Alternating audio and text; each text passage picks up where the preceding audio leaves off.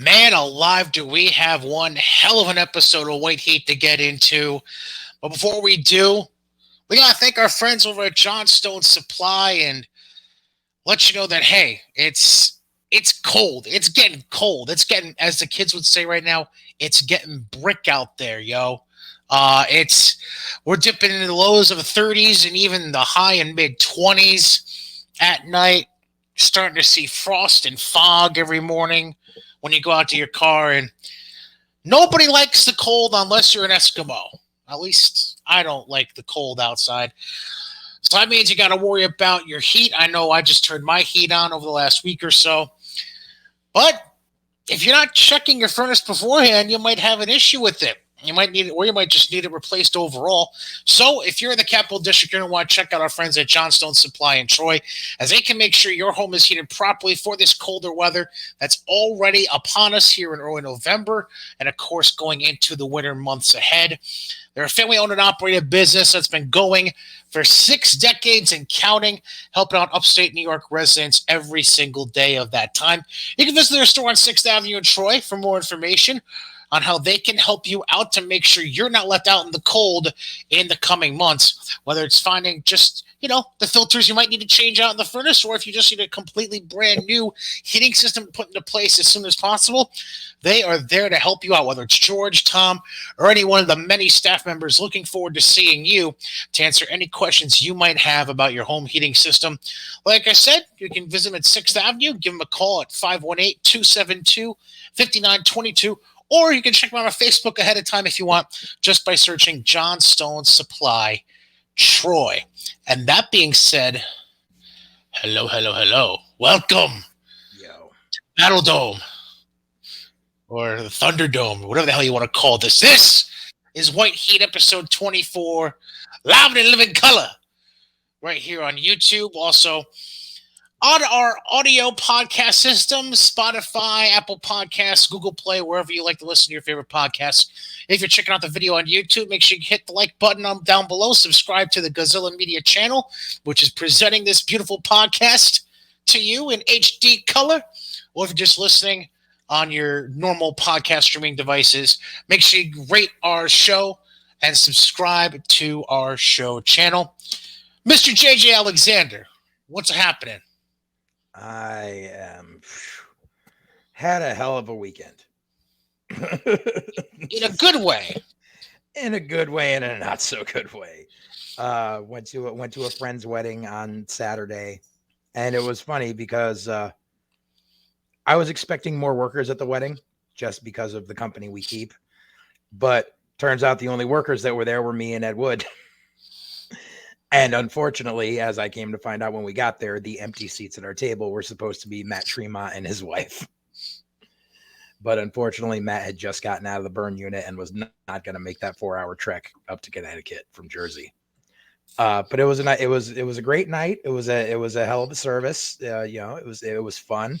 Just I woke up at about 2 a.m. and I had a few drinks. I was feeling okay, but nothing major.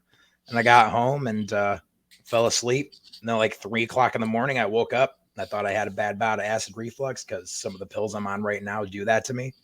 And then all of a sudden, and next thing I know, I'm puking in the trash can, and I wake up and I got major sinus head cold and freaking everything's dripping and I have no energy. And yesterday was all just Dristan and Pedialyte. And today is all freaking chicken soup and chai tea so I can get my voice back because I couldn't even speak. That's not how I was this past week, but the week before that sounds almost exactly like I was. So yeah, I feel your pain, brother. So, we'll try and take it easy on you today. Although we do have a lot of interesting stuff to get into. I'll do what I can do. All right, man, no problem. By the way, do you know anything more about Matt's condition? You said he just got out of the hospital. Any update on how he's doing? How long? He's in high spirits. His arms are all wrapped up. Mm-hmm. And it's only second degree burns, and it's gonna be a little bit of time to heal. But he's in good spirits. He's home. He's resting. It's just sucks what happened to him, but that's why he's staying retired now. Yeah, I mean, it's good that it's just second-degree burns. So it's nothing that's going to be potentially life-changing. So that's definitely a very good thing to hear. So glad to hear that. Yeah, and they know him at the hospital in his town. No, I can't imagine why. Just throw that around. Him with the hospital in Voorhees, New Jersey, is like me with Hartford Hospital. Like, they know us. Oh boy. And I'll tell you what, it's not often that you're at a wedding where the bride and groom are reciting their vows and you hear the bride say to the groom, "You are my MDK all fucking day." Oh, God almighty. Oh, wow. Okay. All right. Well, that's sounds like it was the right crew for you. Yeah. Any hooser. So I think now typically on this show, for anyone who's been a long-term listener, first of all, thank you very much. We wish you continue your patronage. If you're a new listener, let me just kind of expound on something quick. Typically, we start with all non-WWE related stuff first, and then we will round to WWE at the end of the programming. However, I feel like we'd be very, very, very remiss if we didn't begin this show, this episode 24, by addressing the huge, huge elephant in the room with the releases that occurred at the end of this past week. Just to throw out the list of names that we had depart WWE and their various platforms on, well, looks like it was November 4th, so that was this past Thursday, since we were recording this on Monday afternoon, November the 8th. Here are the listed names in no particular order that I have from those releases. Eva Marie, Grand Metalik, Karrion Kross, Keith Lee, Lindsay Dorado, Mia Yim, Nia Jax, B-Fab, Ember Moon, Frankie Monet, Katrina Cortez, Oni Lorcan, Jessie Kamaya, Jeet Rama, Zeta Ramir, Scarlett, Trey Baxter, and Harry Smith. So,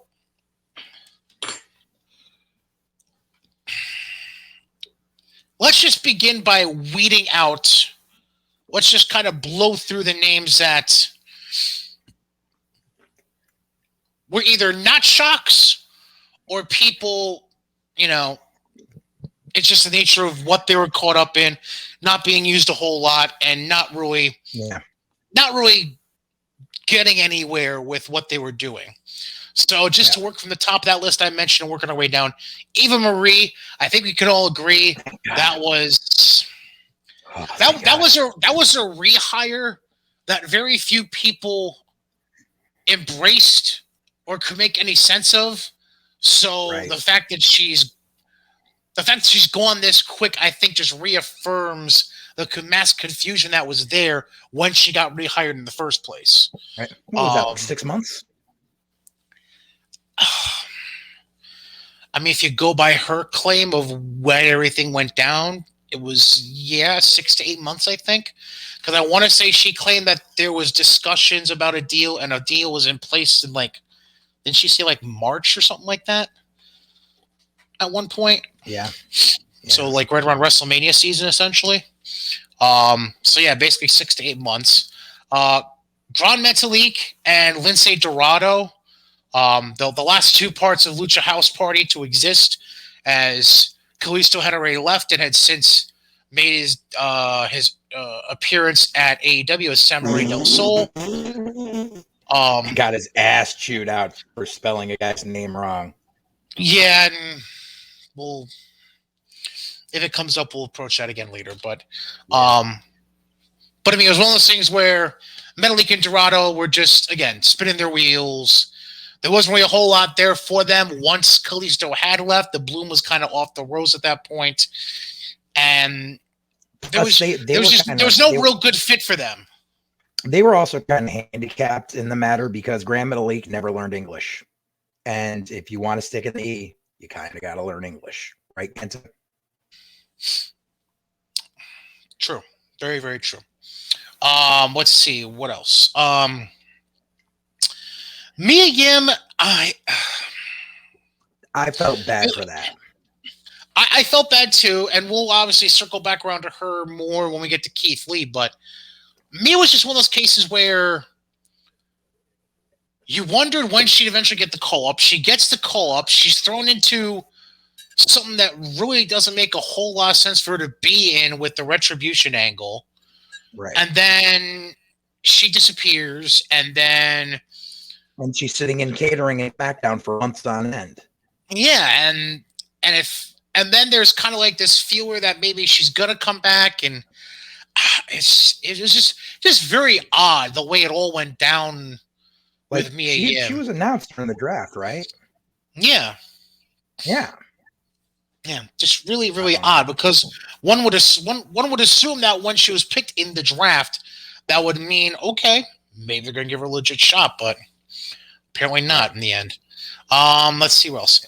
Ember Moon, I'm going to throw into this grouping as well, because she was one that went back to NXT to find herself and was mildly successful in doing that. You know, her and Shotzi, we both thought were a legitimate team. We were both of the opinion that when Shotzi got called up, we thought Ember was the appropriate person to go with her, not Tegan Nox, but that's another topic for the past. And then Ember was just kind of left, again, spinning her wheels, trying to figure out where to go from there once Shotzi got called up. And now she's been let go. At least when Shotzi got called up, like, Ember was there to be the mechanic for whoever held the title to make them look good, or whoever was contending for the title. What was really odd to me about Ember is she was one of those people that they kept on for 2 years while she was hurt. Like they had her doing backstage with Paige and Renee, and like that's it. Like, Paige is still under contract. Like, it's really weird that like she was able to recover and was working well, and then they were just like, nope. Yeah, it is a little odd. You would think if one over the other, you would have thought. Well, here's the thing: is Paige's contract still with the E, or was that strictly a Fox contract she was on? It's still with the E. So that's puzzling too.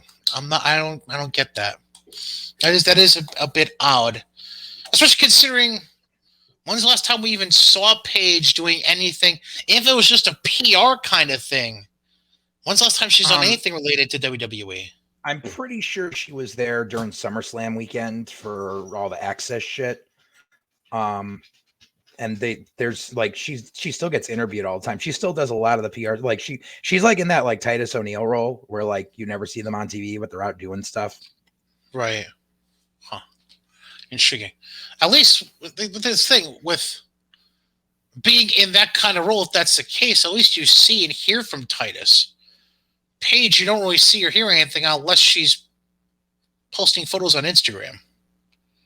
Like that's legitimately it. Yeah.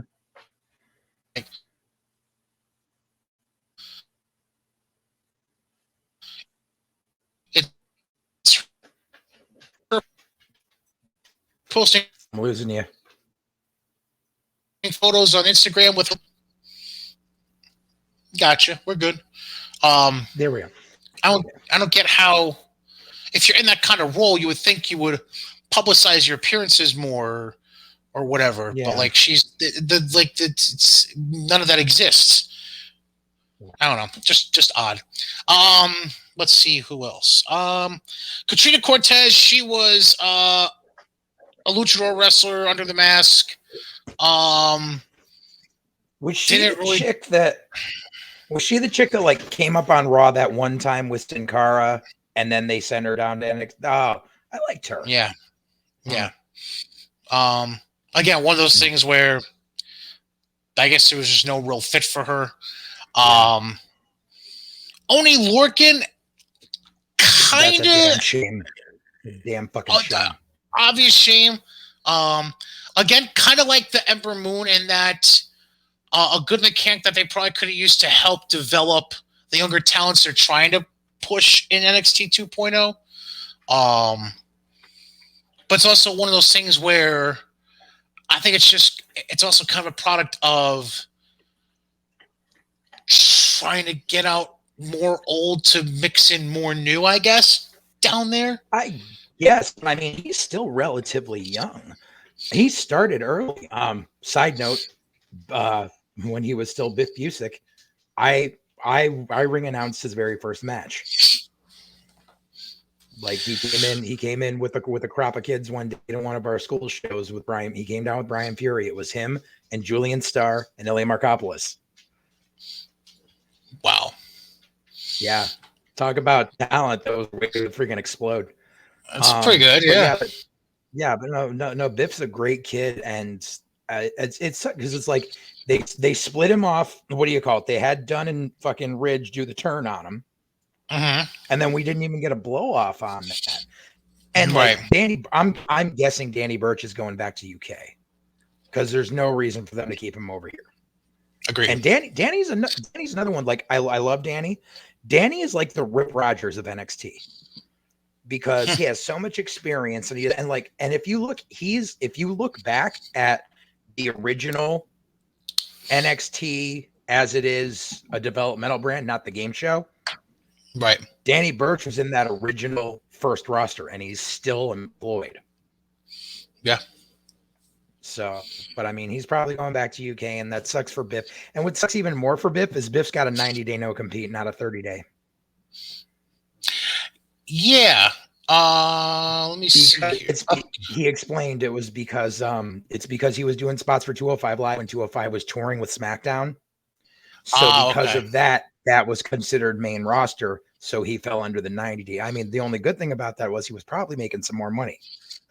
Right. Because I remember it was like 2 years ago, he was really dissatisfied and wanted to leave. And he changed his like social media shit back to Biff Busick and all this stuff. And then all of a sudden he popped up with Danny Burch, and that was when he started rolling again. So I'm guessing they gave him that main event money, or, not main event money, but main roster money. He probably got a bump in pay. So, I mean, he's already got his first indie booking in March of next year when his 90 days is up. So that's a good thing. And there's also talk, I don't know if he just threw it out there as just a rogue idea or if it's something he's really going to follow up on. He also put out something about potentially opening a school himself. I could see that. I really could, because he was someone that he trained under Brian Fury, which is a vast wealth of knowledge. And then he went and he got polished by doing some time up at Lance Storm's school. So he had two amazing mentors. And now the fact that he's done the indies, he had those two trainers, he did 5-6 years in the E, like he has that knowledge to be like, this is how you do this is how you do that, this is how you do this. So he could very well, because I know they've kind of had a revolving door since all the bullshit went down last year with the speaking out. He could very well become one of the head trainers at the New England Pro Wrestling Academy. And that way he doesn't have to start from scratch. It's good you mentioned that, because I was actually going to be my follow-up question if he could just slip right into the academy. So I'm glad you mentioned that. Other just kind of randos from the list before we get into the big names. Jessie Kamaya. No loss. Just a background person in the midst of the whole Frankie Monet, Robert Stone stuff going on. It looks like he got yeeted. He was just on too. He was just the squash match for fucking not Uso. Right. Well, sir. Zeta Ramir, she had made a couple spot appearances on NXT and NXT 2.0 in squashes. I mean, nothing of note there. Trey Baxter. It seemed like they were just going to start giving him a push. Yeah. Because I'm trying to think. Isn't that the dude who was dating Cora Jade, right? Yeah, the $20 Walmart skateboard bitch. Yeah. I was gonna say Miss Darby Allin, but okay. Well, no, because she's literally, it's the $20 Walmart 1 foot fucking skateboard that she literally wheels out once and then picks up and runs to the ring with it. I'm like, bruh, why bother? Right. Yeah, it is kind of awkward.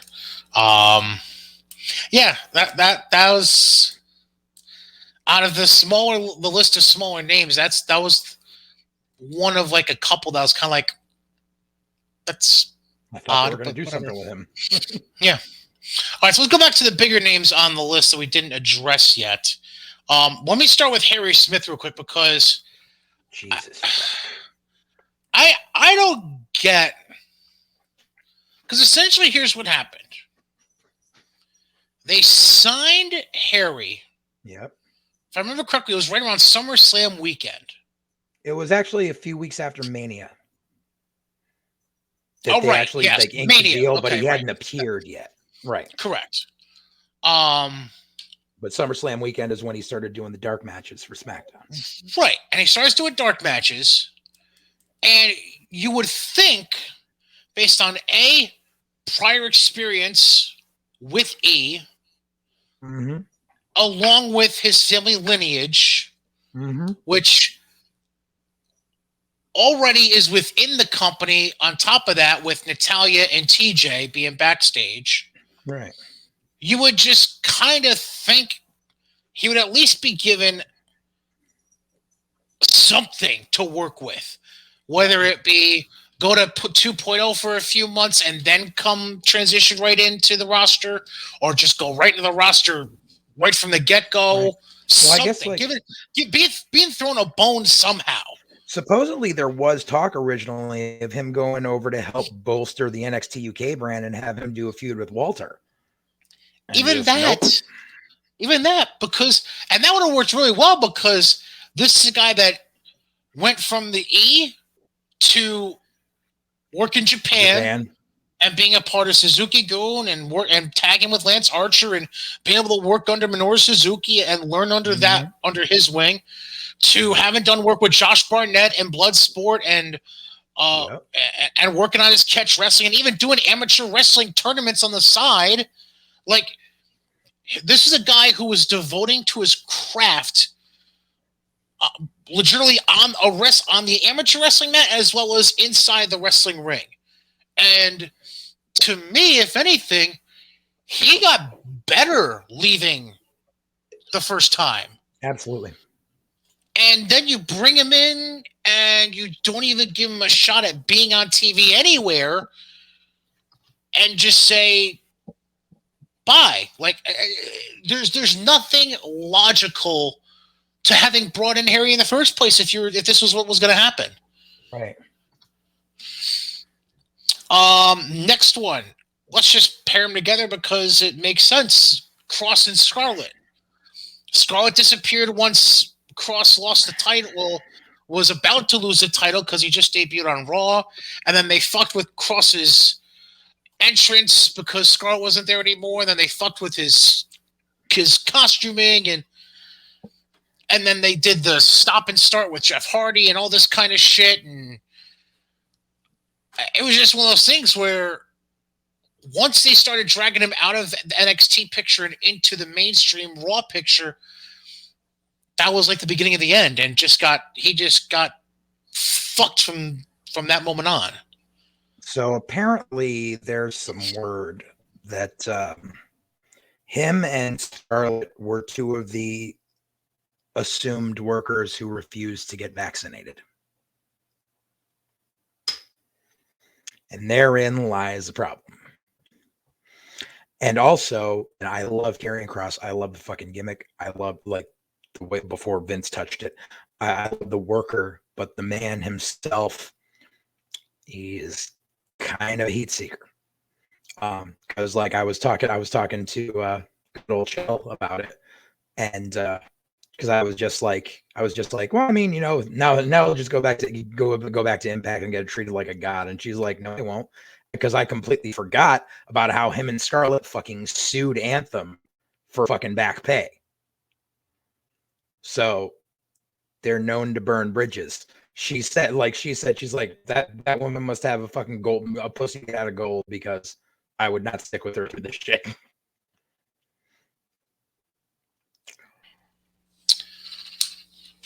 Okay, and that's also rumor regarding Nia Jax. So let's just.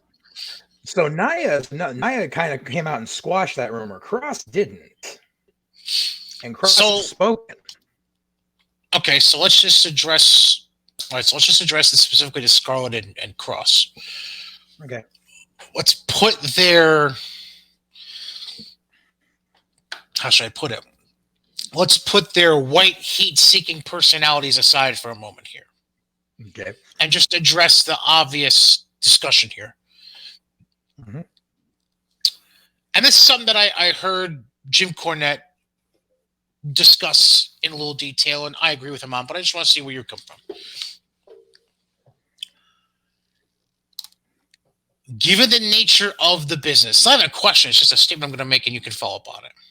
Mm-hmm. Given the nature of the business and what you do in this business, if you are someone working within talent relations, either as a talent or around talent, and you are on the road for a good chunk of what your job necessitates you to do, you're not doing a disservice to yourself necessarily, but more so a disservice to everyone you're around, whether it's fellow employees or fans you might come in contact with, whether it be on purpose or on accident. You are doing a disservice to them by not getting yourself vaccinated. Exactly. In some shape, way, or form. Right. And this doesn't even cross, because I know the big argument is my body, my health, whatever. Like I understand. I understand people are very my body, my whatever. So I get that.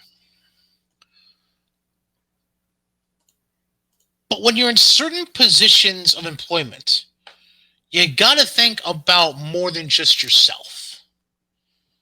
And you have to just kind of take one on the chin once in a while.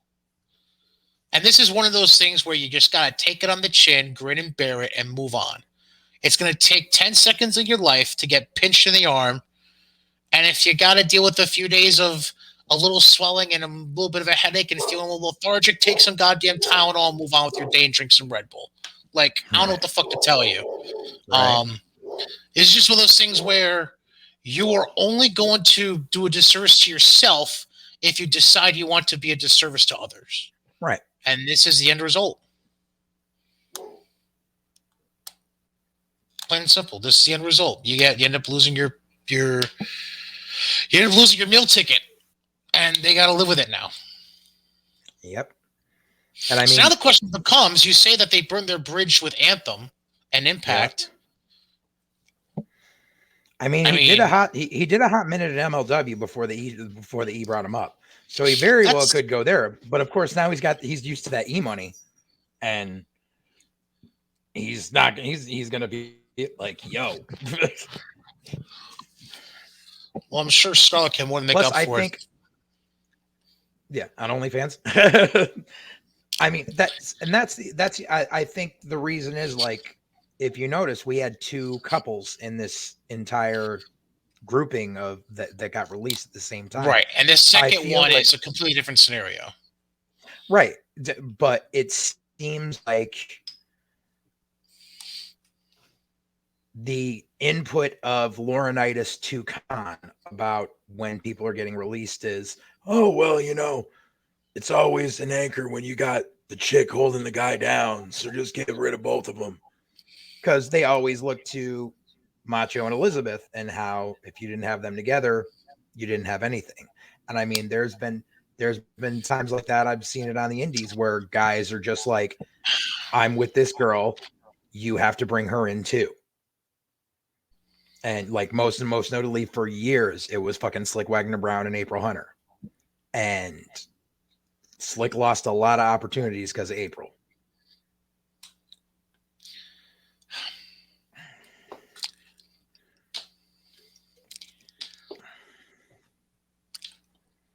I'm going to discuss you off the air what you just said. Because I think I know where you're going, and this is prior to that.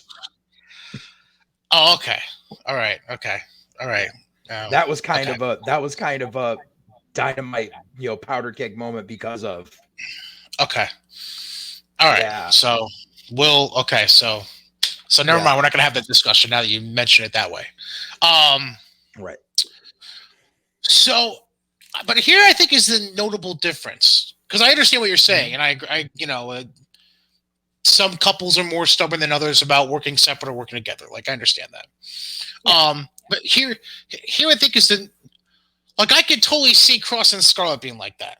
I like just by the way they come off both on social media and just the way they like the odd, like, attached to the hip kind of chemistry you can sense through the screen. So I get that. And I think that was also a reason Vince kept doing the dumb shit with Cross, was to be like, listen, I'm going to keep putting you out there without your chick, and you got to get over without her before I fucking put her with you. Mm-hmm. But then again, Vince's stupid marketing team going, here's some fucking Spirit Halloween demolition gear, put it on, didn't work. Right. And by the way, you realize that that's not a joke what you said about Scarlett at OnlyFans. Like, she's actually teasing that, right? I wouldn't be surprised. Okay. I'm just putting it out there because, like, I wasn't sure if you had seen that she had tweeted about creating an OnlyFans, but I don't know. Listen, make your money how you can. I know. I'm just hell of a site.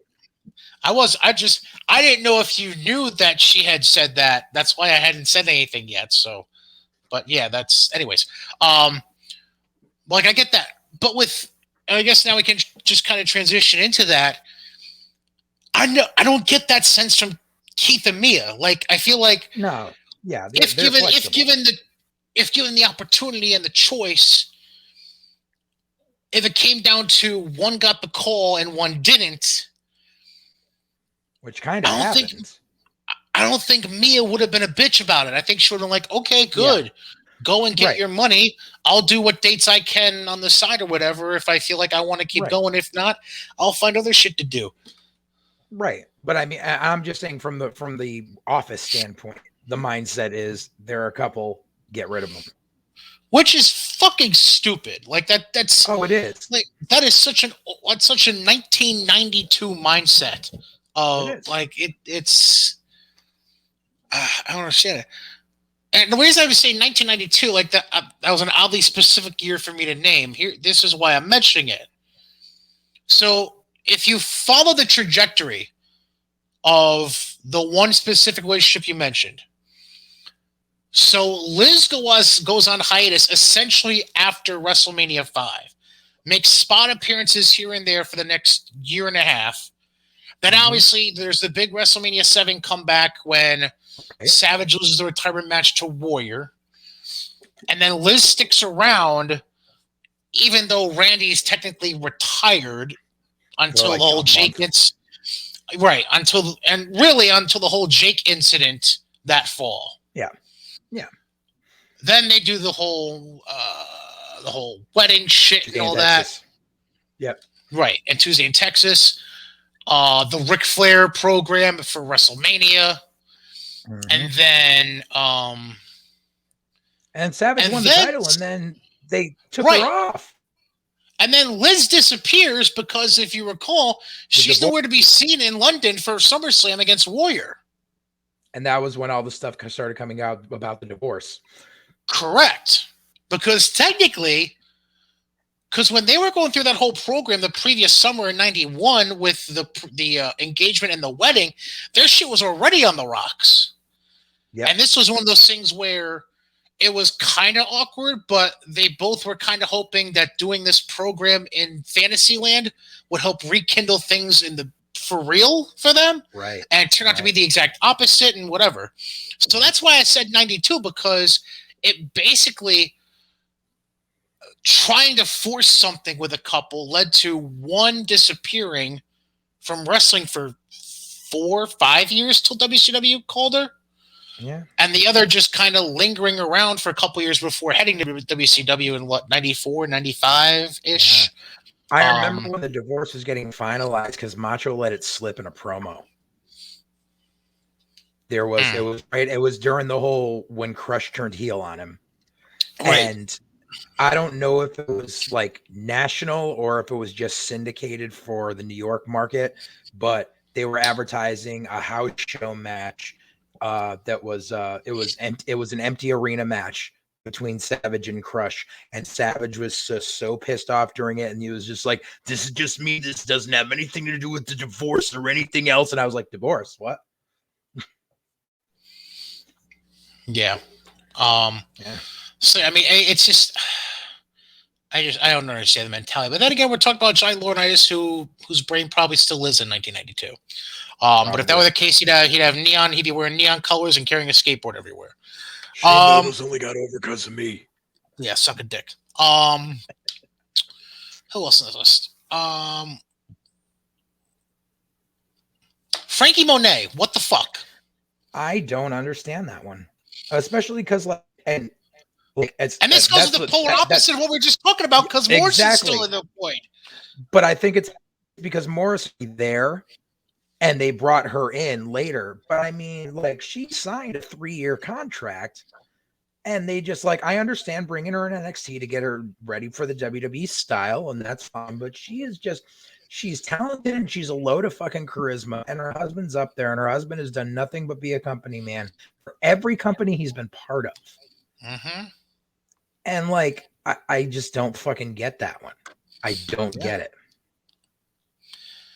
Now, what's interesting is because I don't know if you were shocked, but I think we were both at least kind of taken aback, because I think we both kind of assumed she was going to get drafted. Yeah. When that we were both under the impression that they were going to get the call up. And yes, so that's what kind of, we kind of raised an eyebrow about that. Fucking Aaliyah gets drafted and Frankie Monet doesn't. What the fuck? Right. We were both kind of like, this is fucking weird. Yeah. All right, 2 others, both female talents still left we want to bring up.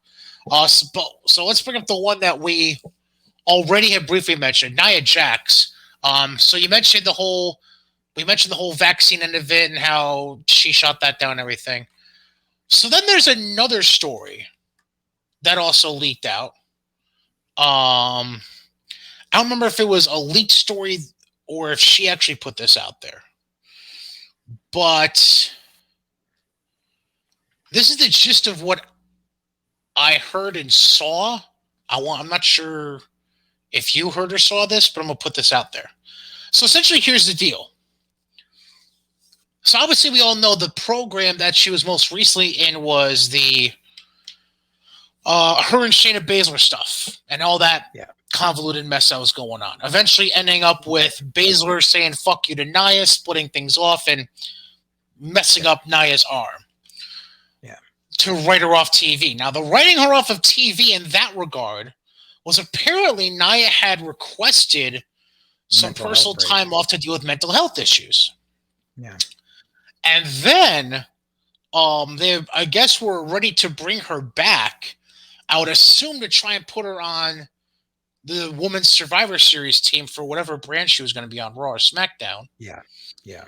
And she just wasn't ready yet. So apparently what she had done was she requested an extension of that PTO. Yeah. Never got an answer about the extension of the PTO, and then got this news. Right. And she was another one. It was like a first-round draft pick during the draft. Yeah. And again, like Harry Smith, one of those that has a ton of family ties to the business and to the company, still has relatives in the company. Yeah. I just don't. From a personnel perspective, she's a head scratcher. Yeah, and also like this brings up a lot more questions because like I didn't talk about this a lot because I didn't want to be like my inside sources say, but I got some news along the way about Bray Wyatt that I didn't release because I don't want people to think I'm just making shit up.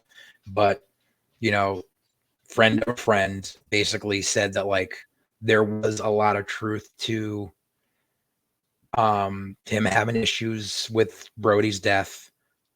He was having a lot of mental health issues, and he really was trying to regroup, and he came back for that short program from Rumble to Mania, but he was like, listen, I still need the time off. And so this is 2 of their top earners within a 6-month period who have had mental health issues and just asked for fucking time for their mental health, who have been fucking stabbed in the back. And that doesn't look good for your company.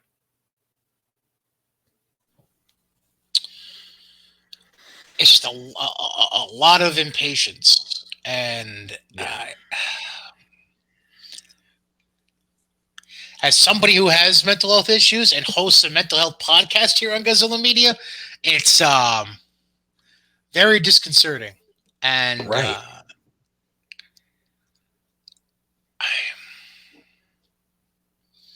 we'll get to what I think part of the problem. We'll get to what I think part of the problem is in a moment. But I want to cover the last release quick.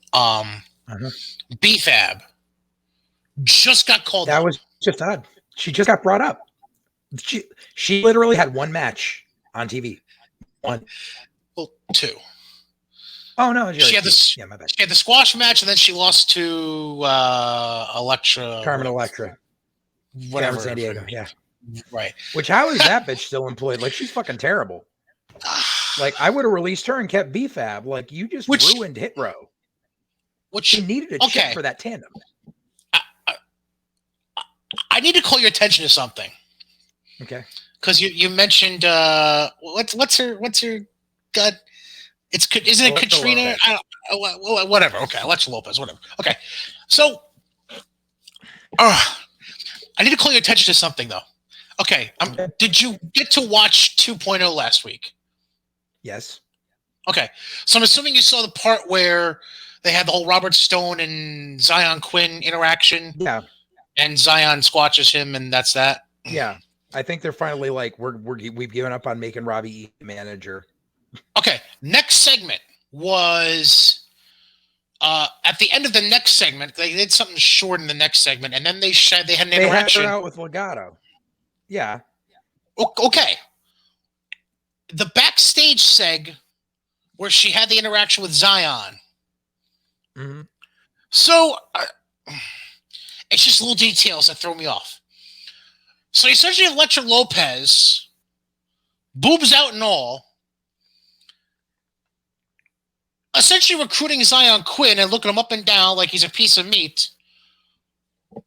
While, unless I'm seeing shit wrong, she's clearly wearing a huge ass diamond and engaged or married. Yep. Like, little details. Yeah. Just throwing it out there. Mm-hmm. Sorry, I had to bring that up because it irked at me, and I kept seeing it like 3 or 4 times on replay over the next 2 days, and I was like, fuck!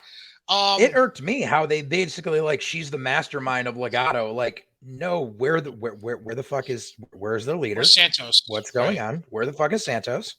Yeah. Anyways, but yeah,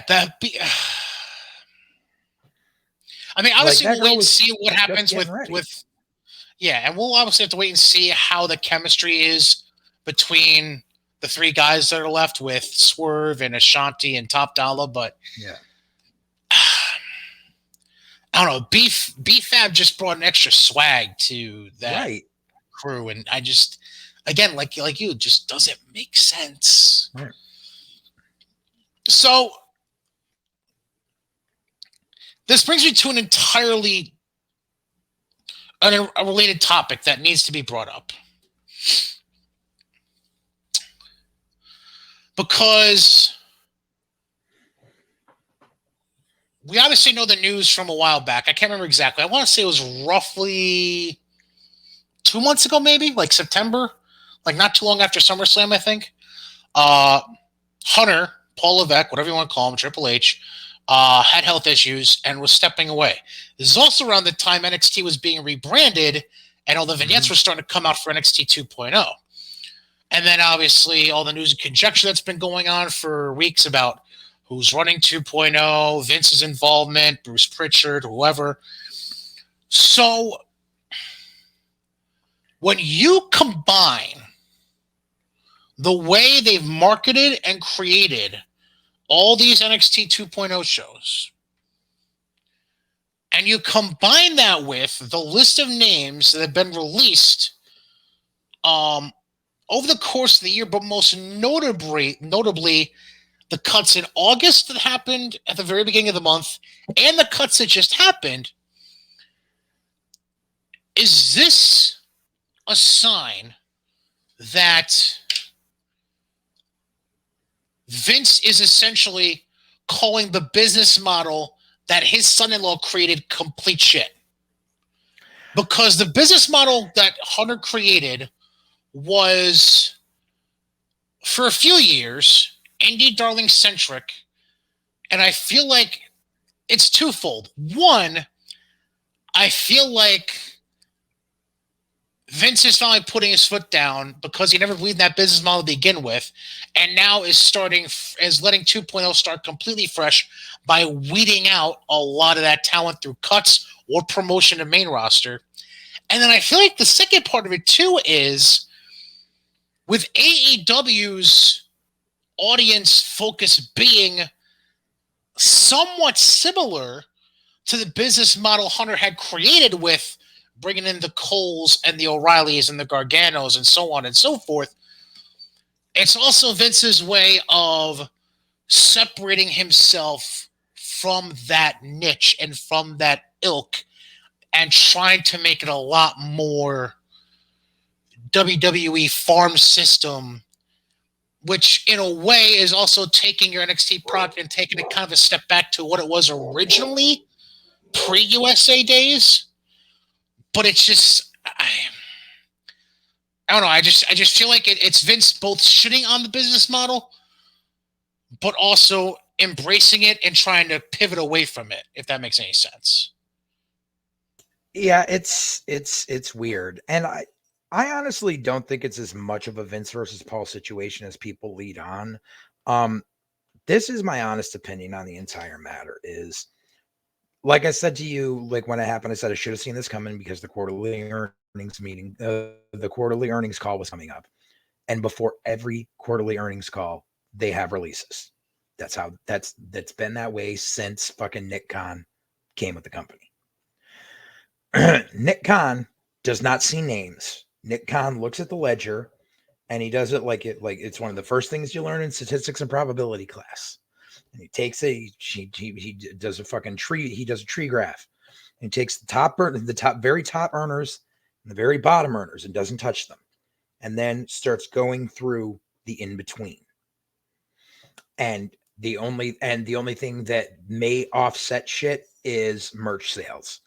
But when you've got a lot of people who you don't already gear for merch, they're not going to have that tangible. That's why a lot of the NXT kids, especially like the newer ones, they don't have any fucking merch. So it's like boink, boink, boink. Like, most NXT guys starting base salary is about 85 grand a year from what I remember. Cause I'm pretty back in like 09, it was 75 for bottom tier main roster. So I'm guessing with inflation, it's about 85.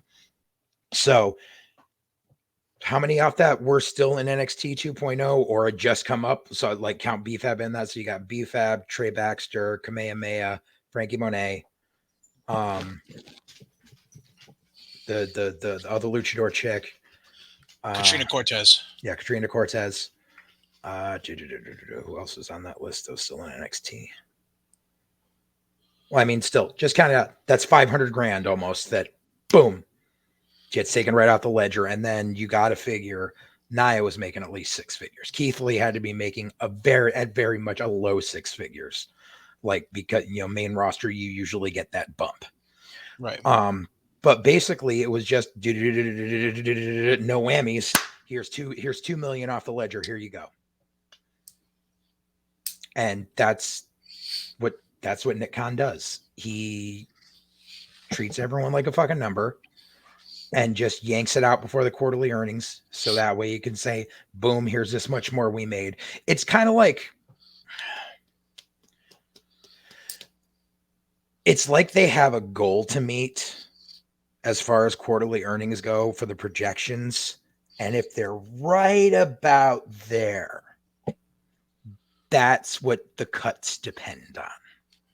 It's kind of like a thing that Roger Corman used to do with his films, where he would always, what do you call it, to save money, if the film was like 92 minutes long, he would find a way to cut 2 minutes off of it, so that way the film would fit in just 2 cans, because each can could hold 45 minutes of film.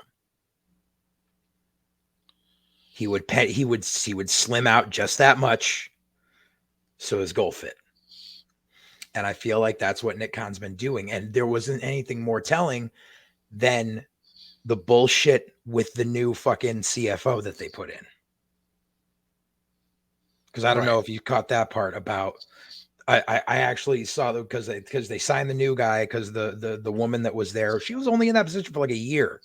Right. Did you see the amount that he's getting versus the amount she was getting? No, but I'm assuming it's gross.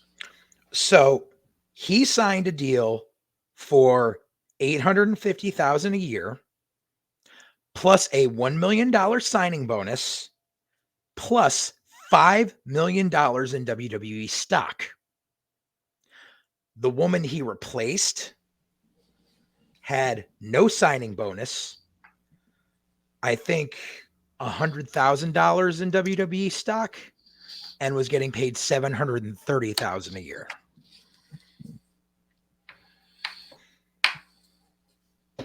So you tell me.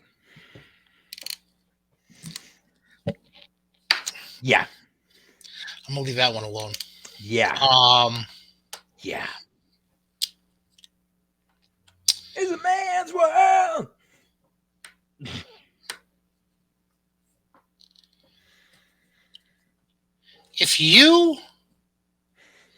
Let me put it this way. Obviously, if you're an independent contractor like professional wrestlers are, yep, there's always that concern in the back of your head. Unless you're certain names. Right. But there's always that thought in the back of your mind. Mm-hmm. If you're... Like, let me just put together a rough list here. By put together a rough list, I mean, I'm going to look at a rough list. Okay. I'm just going to start with men. If you're guys like Tozawa, Gable, mm-hmm. Otis, mm-hmm. Riker. How is he still there?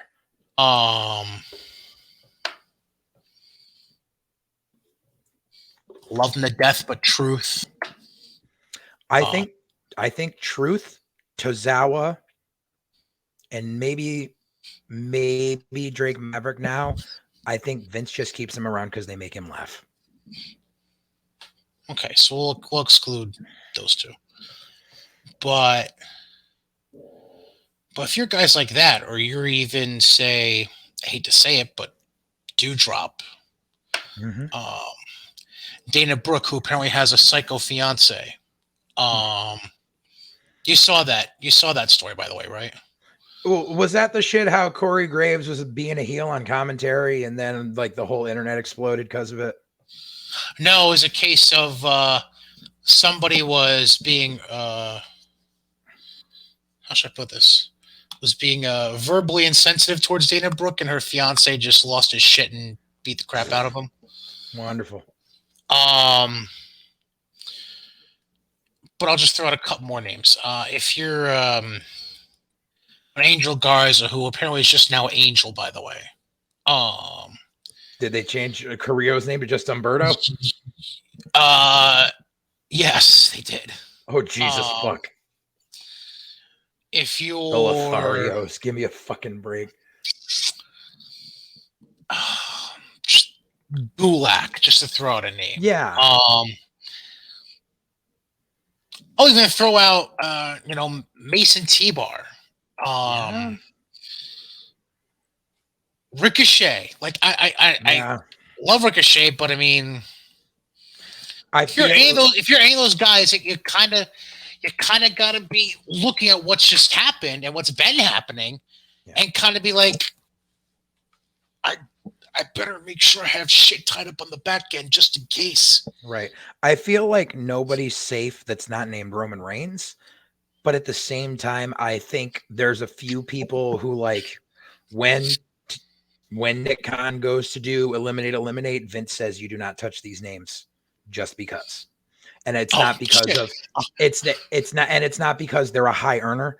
It's because even though Vince does not see AEW as competitors, there's a couple of choice people that fucking, Tony Khan would throw fucking $14 million a year contracts at them the moment they became available. Guys like Ricochet and Styles. Yeah. I'll give you the list right now. I'll just run through it right here. You just said AJ Styles. Hold on. Edge, Finn Balor. Balor, yep. Even Rollins. He would take Rollins in a fucking heartbeat. By the way, that leads me to something real quick. He may not be the happiest motherfucker right now, but out of spite, don't you see Vince possibly giving Kevin Owens a spite contract because of that? Absolutely. I didn't even think of that until you literally just mentioned that. It's like, motherfucker, he'll do anything to spite fucking Khan at this point.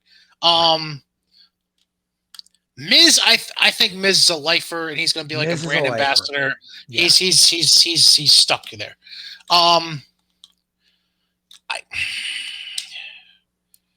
See, if MVP wasn't hurt and old, I'd say MVP.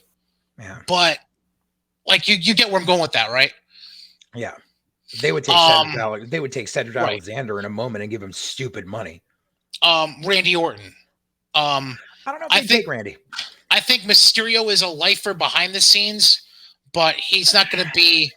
Gotta remember, Mysterio is at fucking All In.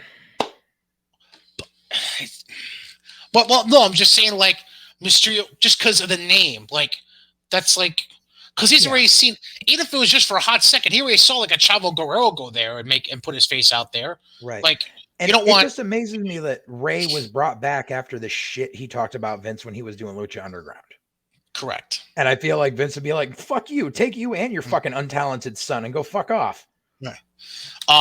There's no fucking way he's letting Riddle go to AEW. Oh no, never. Seth Rollins untouchable, if you ask me. Right. Who else here? Female wise, Becky Lynch, not a fucking chance. Yeah, no, Becky's a lifer. But you bet he's keeping Asuka on a spite contract. Yeah. I'd even throw in. Here. I'll be honest, because I want to say this name, but I don't think she would actually do it. I want to say Alexa Bliss, but if you follow what she does outside the ring, I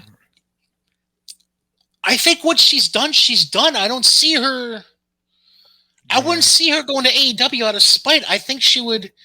Once she's done, she'll just become a cheerleading coach or something, and she's marrying Ryan fucking Cabrera. Like they're set. Like, yeah, I mean, he's still making royalties off music he made 20 years ago. They're fine. Like, she would need it. I could see them keeping Zelina out of spite just because of fucking Tommy. Maybe Rhea Ripley, like, no. Oh, yeah, Rhea's not going anywhere. Bianca, not going anywhere. Yeah, no. Bianca's homegrown. Swerve sure as fuck ain't going anywhere. I hope not. Cesaro, Brock, Drew, you'd assume McIntyre. Yeah.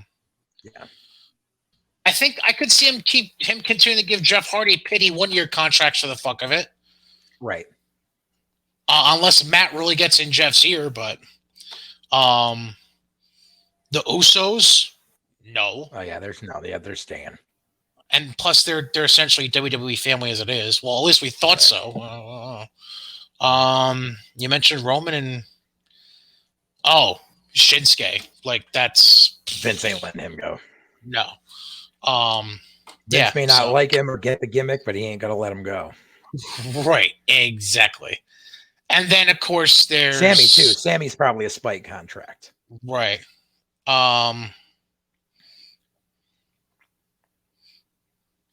Which this brings me to two names I think are intriguing to this whole conversation that we're having right now. One is an obvious female name we haven't mentioned yet. Charlotte. Yeah. Charlotte makes some too much money. Because here's the problem. The problem for her isn't so much her fiance. It's more so her father. Because her father is the original heat-seeking missile that Karrion Kross wish he was. Yeah. Because Rick just don't give a fuck. Yeah. Like, and I feel like some of that has rubbed off on Charlotte in a bad way. Mm-hmm. And it's just, I can't make heads or tails with that. Charlotte makes too much money for Vince. You know, she's connected to those fucking the Boost Mobile commercials or whatever. She's not going. Cricket anywhere. Wireless, yeah. Cricket Wireless, that's it. Yeah. So she's locked into that shit. She's not going anywhere. Oh, I agree, but I'm just saying, like, hypothetically, 2 years from now. All right, let me put. Okay, hold on. Let me put up this hypothetical. Okay.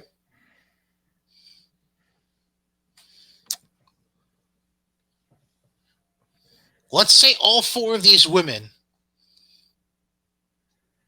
expired at the same time. You can only keep two. The other two can go wherever they want. Mm-hmm. Charlotte, Becky, Sasha, Bianca. That's a tough call, but I'd keep Becky and Bianca. Becky's the biggest women's earner and like cross-platform, and Bianca is young and homegrown and still has a lot of years left in her. I love Mercedes to death, but I could see her jumping ship. And then they would have some real talent in that fucking women's division besides Serena Deeb.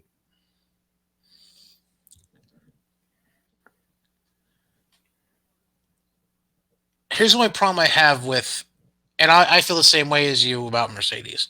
Here's my only problem with her. This is the thing. Here's one thing. I don't know. There's sometimes you don't know whether she's coming or going. It's true, but there's one thing, and this is why Sasha will keep having a job.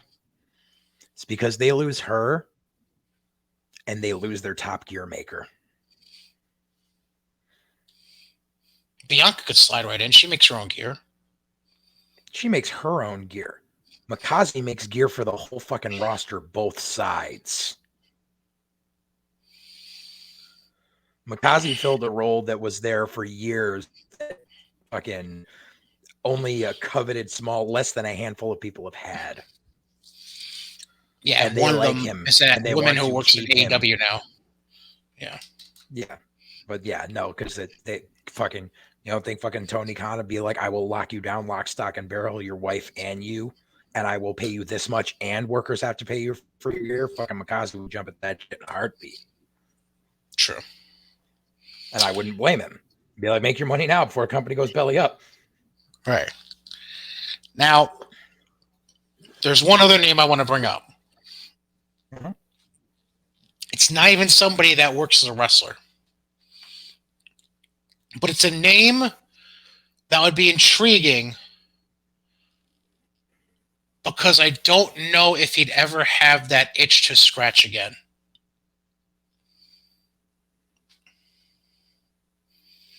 He's on screen, but he's not a wrestler, which should make it painfully obvious who I'm referencing.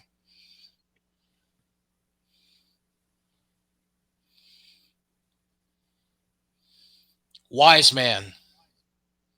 Oh, Heyman? And the only reason I mention that name is because of this. He's a lifer for the business. Mm-hmm. If WWE ever decided they want no more Heyman in their lives, mm-hmm. and you want to legitimize your corporate staffing and try to weed out the bullshit going on behind the scenes with your creative, That's not a bad option. It's not a bad option, but I will tell you this. If it were to happen, it would last all of 3 weeks. Heyman and Vince may butt heads and may have had falling outs over the years, but they always reconcile because they are both adults. Tony Khan is a child. He is a mental midget. And if Heyman were to go there, Heyman would tear him apart and then say, fuck you, and walk. He would say, you could be giving me $50 million a year. I'm not dealing with your childish bullshit. I will sit home and collect royalties on Brock Lesnar's fucking royalties. Suck a dick. Okay. Just thought I'd throw that out there. All right. We'll come back to WWE at the end. Actually, no, it's screw it. Let's just finish all the WWE talk right now. Okay. Cause where is it? Just because we're kind of getting up against it, I want to get in the other brands I want to discuss. We've kind of touched on NXT, so we'll just kind of bypass that part. I will say one thing about this week's NXT. This is the first time I fell asleep during an episode of NXT. Well, I mean, you had it start with Toxic Attraction, Io, and Casey, and and all that.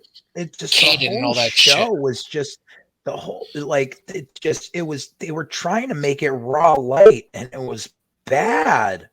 Like, I love NXT and I look for the positive in every episode, but this was just fucking bad.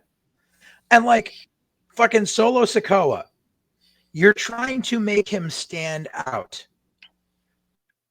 Yet you have him dress just like his brothers used to, and you have him do the same moves as his brothers. He's supposed to be a street fighter. Have him work like a street fighter. Don't have him do the fucking hip check in the corner and the fucking Samoan splash and all that shit. You know that why? Doesn't set him apart. You know why? Because of Bruce Pritchard. I mean, or Kevin Dunn. yeah, we'll say that too. But no, I'll make a prediction right now. He'll be part of the bloodline within 6 months. No. One, if they deem him ready for the fucking main roster, he's going to go up and be the de facto. He's going to be the one against them. They're pushing him as a baby face. That's going to be the whole storyline is I'm solo, I'm alone.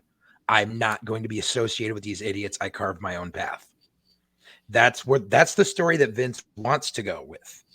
But the thing is, you can have that story, but you need to take away the moveset and the look and make them fucking different so that people aren't chanting, ooh, so when he comes out. Yeah. You want them chanting solo. Or something to that effect. I'm not saying like that has to be the chant. But I'm just saying I don't. Like, you put him with Zion Quinn and make them like make them like fucking WWE's version of the GOD. You're like, fuck you all. You know, this is not your yard. This is our island. You know, whatever. You know, remember when Tama Tonga was pulling that shit, cutting those promos on Roman out of nowhere? And they're fucking related? Like, that's what you need Solo Sikoa to be. Good luck with that. Right. Good luck with that one. Yeah. Real quick, Survivor Series. We've kind of already set up what we think in our minds is going to happen, which is basically E versus Roman, Charlotte, Becky, RK Bro versus the Usos. We're thinking possibly Priest versus Nakamura, and then the two matches that they just announced over the weekend. What did they announce over the weekend? Over the weekend, they announced the Team Raw and Team SmackDown Survivor Series matches. So here are, in fact, I have pictures if you're watching on YouTube, so bear with me for just a moment. Let's begin on the women's side. On the women's side, Team Raw will be Bianca Belair, Rhea Ripley, Liv Morgan, Carmella, and Queen Zelina. Why the fuck isn't Nikki in there? That's exactly the question I had. You put in one half of the women's tag champs, not the other. That's just stupid as fuck. On Team SmackDown, we have Sasha Banks, Shayna Baszler, Shotzi, Natalya, and Queen Bougie herself, Aaliyah. Has this bitch had a match on SmackDown yet? Nope. What the fuck? Who is she fucking? I ask again. I will ask every week. Who is she fucking? I got nothing for you, man. I got nothing. I got absolutely nothing for you. I don't know how it's going to turn out. You look at it and it's fucking baby faces and heels together. You know what's going to happen? Same thing that happens in every motherfucking Survivor Series match. Partners turn on each other, lols. Well, let me put this graphic back up. So let's just go out and call a spade a spade. Aaliyah is going to be the first one eliminated. Better be. Can we just put that out there? Like Aaliyah is going to be the token person in the match, and she's going to be out within like the first 2 minutes, probably. I feel like they're going to eliminate Natty first, just cause. She'll take the fall for us, anyways. Right. Actually, you know what they might do here, and this sounds kind of dumb. I'm not saying she's going to win the match or even be the sole survivor, just because the way I think they're trying to push her on SmackDown. Shotzi could be one of the last ones in the match. She should be, but you know it's going to be Shayna. I'm not so sold on that. I mean, I would think so, especially if Sonya Deville has anything to do with it during the match. I think just the way that they've been kind of using her the last few weeks, I think Shotzi could be one of the last ones in this match. Like ideally, I'd say your final four would be Bianca and Rhea or Bianca and Liv versus some combination of Sasha, Shayna, and Shotzi. Yeah. They're trying to push. Like, I can't believe they're trying to push Liv against Becky Lynch. Like, really? No. Yeah. No one's buying that. No one's buying that. I was trying to put the horse before the cart with Liv. Yeah, you had to do a little more seasoning on that meat before you fry it. Going to the men's match that got announced, Team Raw is going to be your favorite family, the Mysterios, Kevin Owens, Finn Balor, and Seth Rollins. So I guess we all know that Big E is not going to lose the title before Survivor Series, with Seth being the number one contender. Team SmackDown is going to be Drew McIntyre, Jeff Hardy, King Xavier, Sami Zayn, and Happy Corbin. The fuck, bro. With Madcap Moss in his corner, by the way, in case you can't see his little face in the background here. Like, once again, like, how are you taking a tag team and only putting half a tag team in one of the fucking teams? Like, the fuck? Oh, no, because they injured Kofi this weekend. That's why. Right. Correct. Like, injured. Well, they bent the knee. Right. Bruh. Bent the knee. I knew that was just going to happen at the end. I was like, they're going to injure somebody's leg. Like, that's how this is going to end. Sure enough. Sweep the leg. Get him a body bag. Yeah. So that's that. Okay. Let's move on to let's see. I don't know if you have anything to say, but I'll put the banner up for Impact. I watched Impact. I remember I put it on, and then the main event. Like, who the fuck decides? Okay, I'm gonna have a 6-man match and have one side be fucking Moose, Cass, and Minoru Suzuki. The fuck. It's like oil and water. Doesn't make sense. Oil and sake. Like, thank you. I'm glad you said that, not me. Yeah. Like, yeah, I watched Impact, and I hardly remember most of it. Like, it was like fucking saw Good Brothers versus Finn Juice again. Like, tired of seeing that. Fucking, I don't know, man. Like, that company is just hopeless. I got nothing. By the way, you're getting Finn Rocky Romero. You're getting Finn Juice versus Bullet Club in a number 1 contenders match this coming week, Yay. which I'm assuming is going to be probably Chris Bay and Huki Lau. Yeah, probably. Although El Phantasmo made an appearance this past week, so who the fuck knows at this point? Fucking El Phantasmo. Worthless. Of course. Mickey James beat Madison Rayne for the Knockouts title. Oh god, yeah, that was fucking. Oh, Mercedes challenged her afterwards for Turning Point. That's like the one good thing. That's the one good thing. But like, no, that match like was unbearable to get through because the fucking the place in Vegas they're filming, fucking the crowd was so drunk. Oh yeah, and these people just throughout that Mickey James match were like singing the first 2 words of her fucking. Oh yeah, I heard about that over and over. It was so awful. Yeah, that and the fact that on commentary, I want to know how much they had to pay Matt Stryker to say that Madison Rayne is a ring general, because I don't know how he said that shit with a straight face.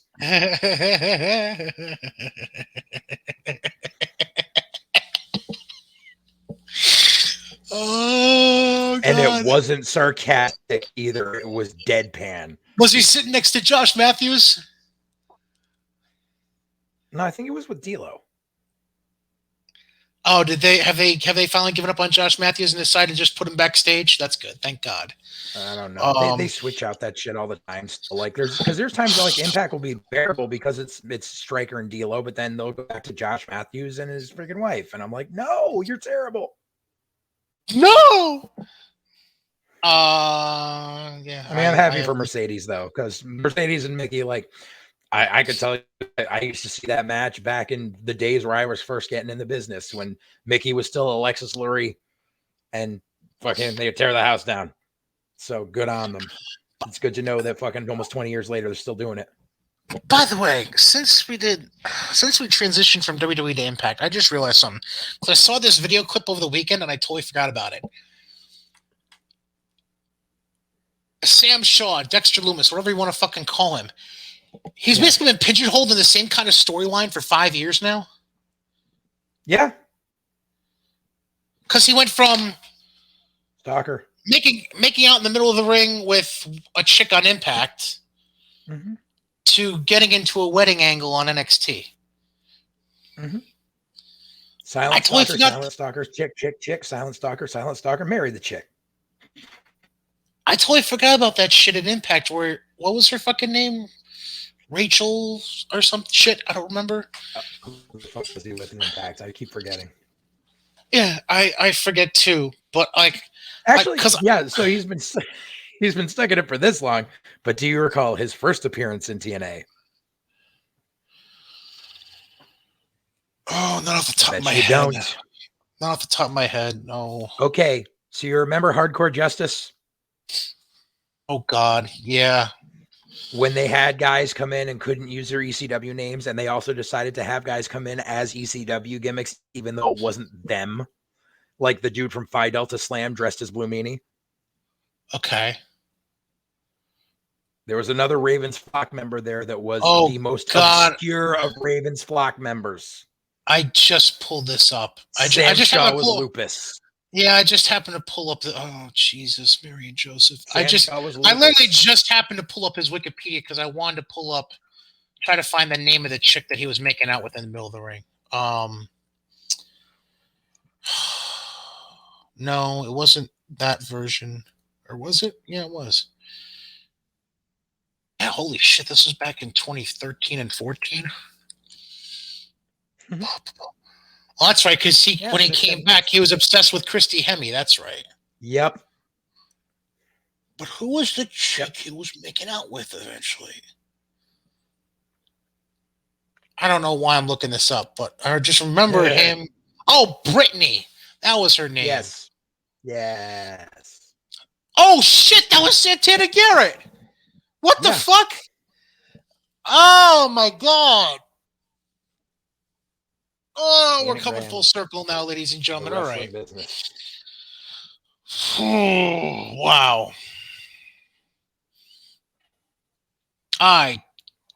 Wow. Yeah. Wow. All right.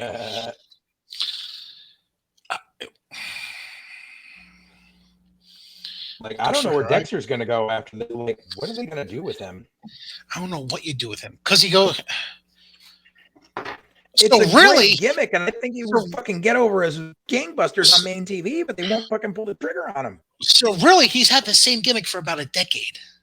Yeah. When you put it together, just different. It works. If it ain't broke, don't fix it. Different incantations of it, essentially. Yeah. I mean, same thing with Cross. Cross had the same gimmick since he started. We won't get into that. I gotta say one thing that I thought was very insulting. I saw some IWC fucking motherfucker. They called Karrion Kross Goth Goldberg. Hold on, what? Some IWC idiot called Karrion Kross Goth Goldberg. Goth Goldberg. I got nothing. Shut the fuck up. There. That's what I've got. Shut the fuck up. All right. Let's go into New Japan because I mentioned something to you, but hot potato. There's more news than just the hot potato. We'll get into the hot potato in a moment because there's a number of things to discuss. Number one, there was a press conference about Takagi and Okada being made official for Wrestle Kingdom on the 4th of January. Good for them. But at this same press conference, Tetsuya Naito made an appearance. Yes, I saw that. And announced that he escaped serious. Yes, he announced that he escaped serious injury to his knee. There were no torn ligaments and no need for surgery, and that he will make his official return on the 14th of November, so this coming weekend in Korakuen Hall on the first night of World Tag League, where he'll be partnering with fellow Sonata. Yes, with Sonata, his fellow member of Los Ingobernables. So that's big news for New Japan, if you ask me, to have a guy of his caliber come back and escape serious injury in that regard. Yeah, definitely. As far as what I had mentioned to you over the weekend, New Japan had their event Power Struggle in Osaka. And I'll just fast forward past the matches that don't really mean a goddamn thing if we're being quite honest with ourselves. A lot of tags and 6-man tags that didn't mean shit about anything. We have.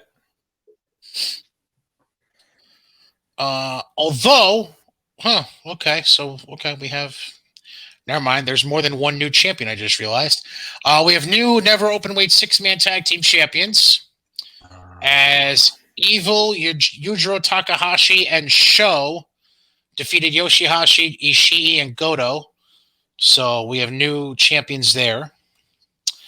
What else we got here? Jesus fuck. Oh, more hot potato. It's funny because I mentioned Robbie Eagles becoming a double champion. Well, that didn't fucking last long because El Desperado beat him for the IWGP Junior Heavyweight title over the weekend. And then also, Kenta beat Hiroshi Tanahashi to become the new IWGP US Heavyweight Champion after the go to sleep at about the 24-minute mark. And then the main event was Okada. Not the main event. Semi-main was Okada defending his Tokyo Dome contract against Tama Tonga. He was successful in holding that. And then the main event was actually Takagi defending the belt and successfully doing so against Zack Sabre Jr. In a match that went just over 30 minutes.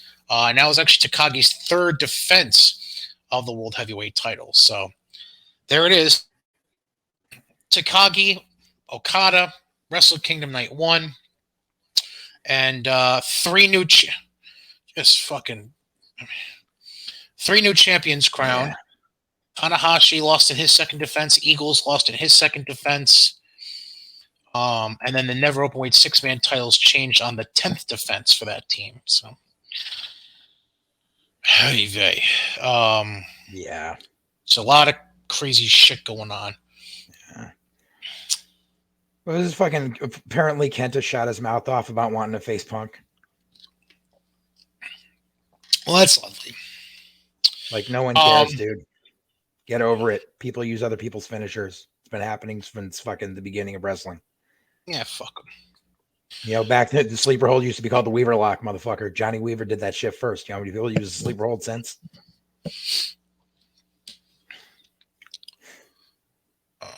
Okay. Also announced, by the way, over the weekend was actually just earlier today. The entrance for Best of Super Juniors 28 was announced today.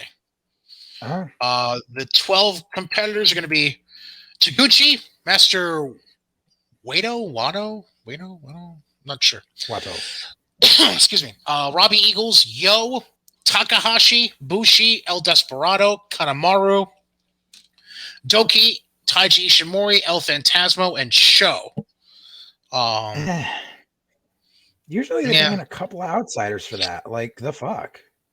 Yeah, like I want to say, was it a year or two ago they used, I want to say Shelly or Sabin was in it? Yeah. I want to say even Leo Rush was in it 1 year. I could be wrong. I mean, no, all this Forbidden Door shit, you don't see a single AEW guy in there. True. Very true. And their whole company is fucking Super Juniors, for God's sakes. Yeah. The Super Junior tournament, by the way, starts on the 13th, this coming weekend. And then the final match between the top 2 point scorers will be December 15th, which I believe, if I remember correctly, is the finals also of the World Tag League. Which I might be wrong about, but I think it is from what I recall. It reminds me, I'm going to try to see if I can find real quick the layout for World Tag League. So, pardon me for a second. But is there anything right now that we haven't discussed within New Japan that you feel like would be a good setup right now for Wrestle Kingdom?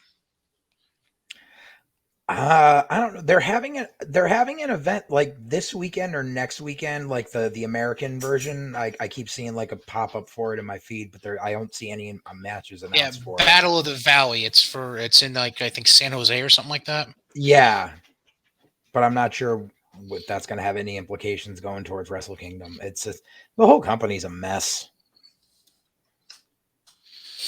I mean, the things that I would say would be of note if you're referencing that specifically with NJPW World, I'd say obviously whatever happens, and I know you don't like him, but I mean Will Ospreay has to be mentioned. Just because, literally just because. You have that whole mess with the current champ and him having the old belt and all that jazz. Trying to think of who else. If you are incorporating more guys from there, and I'll try to pull that up for you in a second. World Tag League. I do not have anything about World Tag League. I mean, we do know Naito and Sonata in it, but that's really the only thing I'm seeing here. As far as that's concerned. So match lineup for Battle in the Valley, which is this Saturday in San Jose. Josh Alexander is going to be there. Brody King and Chris Dickinson. I mean, you might be able to find a way to put Brody and Dickinson into the card for Super Kingdom, potentially, if you find the right program for them.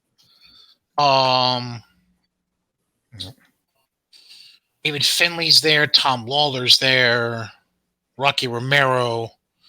By the way, you do have Okada on this card as well. I forgot to mention this. He called out Buddy Matthews over the weekend. So he'll be facing Buddy Matthews at this event on Saturday. He's still Jeff Cobb. That I think is the wild card. I think there's your wild card for that whole Wrestle Kingdom lineup. Like, what do you give Jeff at this point? Like, where does he even fit?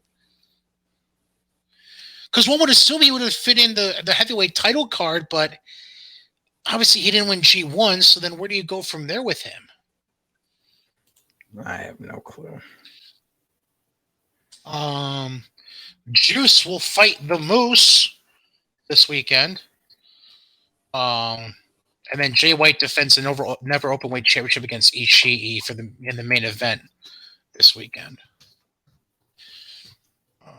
World Tag League. Here we go. Let's see what the opening night match lineup is. Okay.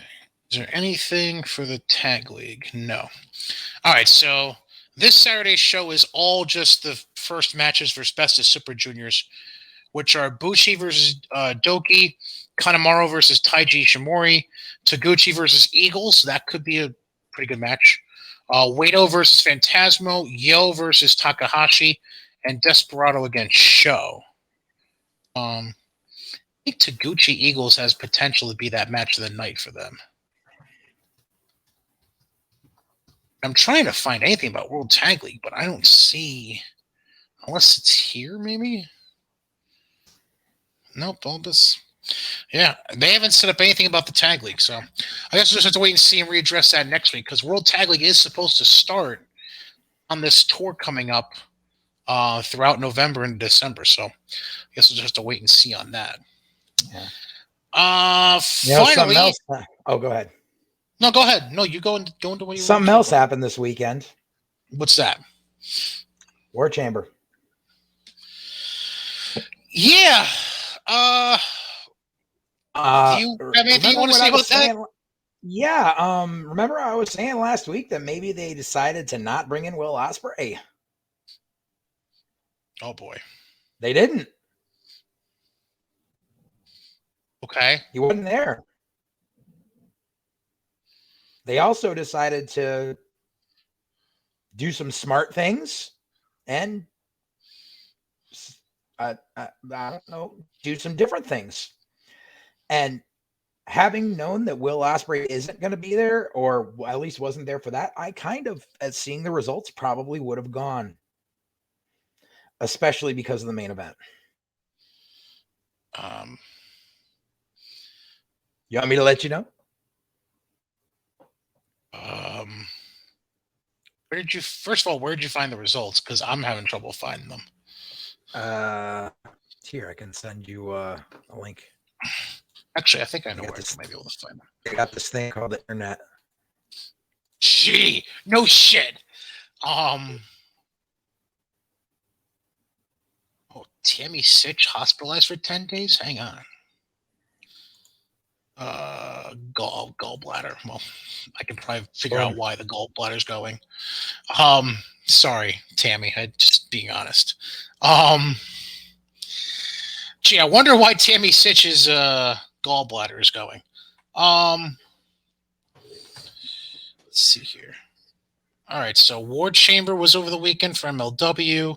I know the ladder match kicked off the night. I know that much. They did the smart thing in that. Alex Kane put the title on Alex Kane. Open weight championship, which you called last show. I'll give you credit for. I said they were smart. But did you notice? I don't know if you saw, someone made an appearance in that match who was your bingo balls. I'll get to that in a second. I'm just scrolling through here. Gnarls Garvin wins his debut. Enzo beats Matt Cross, but is confronted by Casey Navarro. Mm-hmm. TJP won The semifinal against Tank. the semis against Tankman. Went on to face Davey Richards. 51-50 beat Los Parks to win the tag titles. Yep. Interesting. Casey Navarro beat Warhorse, which we knew would happen. The Sea Stars beat the Top Dogs. Holodead attacked Willow Nightingale at commentary. That's about right. Yeah. Davey Richards won the Opera Cup. Fucking up. Yay.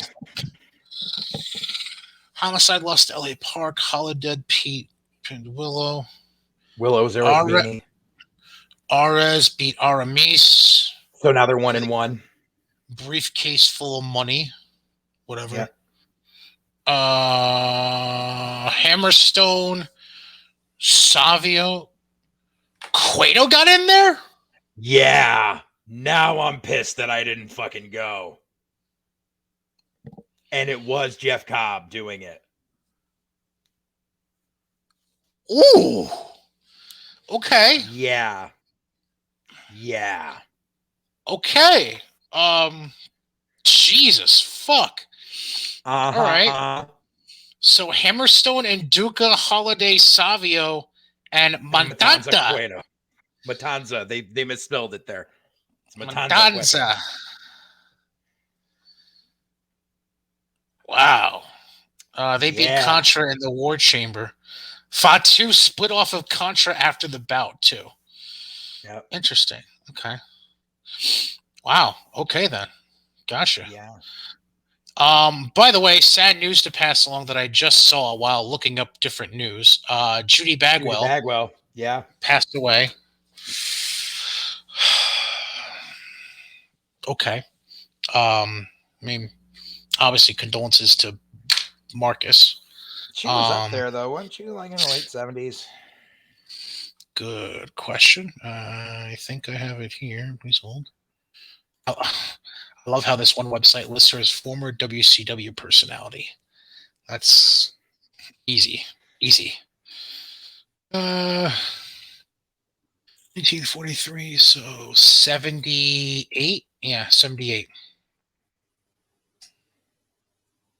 78 years old for Judy. So obviously our condolences to the Bagwell family. Oh, by the way, they also announced at MLW that they're having their next event in Mexico. Yes, I did see that. I won't be making that one. I kind of figured that one. Philly's a drive. Tijuana, that's how the cards go. MLW Azteca. Yep. Whose logo looks extremely similar to Lucha Underground, by the way. Well, December 3rd in Tijuana. Additional details in the card coming out in the days and weeks ahead. Okay. So Tijuana, December 3rd is what we're looking at. It's interesting because we started this show talking about talent being released, and a small portion of it we addressed mental health with Nia Jax, and we kind of brought Bray Wyatt in the conversation. Well, that leads me to, I'm not sure if this is how we're going to wrap the show, but at least a topic that deserves proper attention.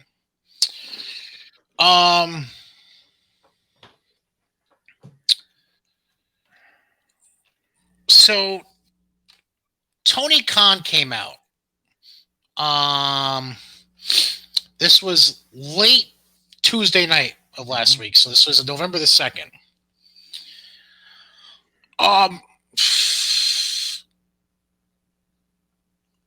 The timing, we'll get into it. Let me just get into the tweets. So Tony Khan put out on Twitter with the blessing apparently of John as well as Renee, his wife. Jon Moxley has allowed me to share with you that he is entering an inpatient alcohol treatment program. John is a beloved member of the AEW family. We all stand with him and Renee and all of his family and friends as he shifts his focus to recovery. Tony then went on to say, John is making a very brave choice to get help, and we're embracing his choice and supporting him however we can. I'm proud to call John a friend, and like many of you, I'm also a fan of Mox and looking forward to a time in the future when he is eventually ready to return to the ring. Until then, thank you for supporting John and respecting his privacy at this time. And then Tony also put out, if you or a loved one need help, please reach out to the national helpline, 1-800-662-HELP. So first off,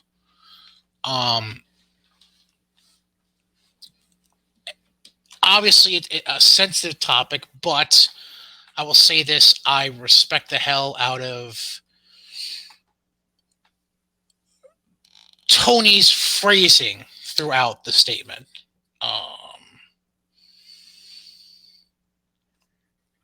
Short, succinct, to the point. No need to make it any more or less than what it was. I just think it's an odd timing from two perspectives, obviously. One, from a creative perspective, it sucked just because you had him in the middle of this tournament that now you just had to throw Miro into as his replacement. And now you're going to get Miro against Bryan Danielson in the finals of that tournament at Full Gear. At Full Gear, thank you. Secondly, how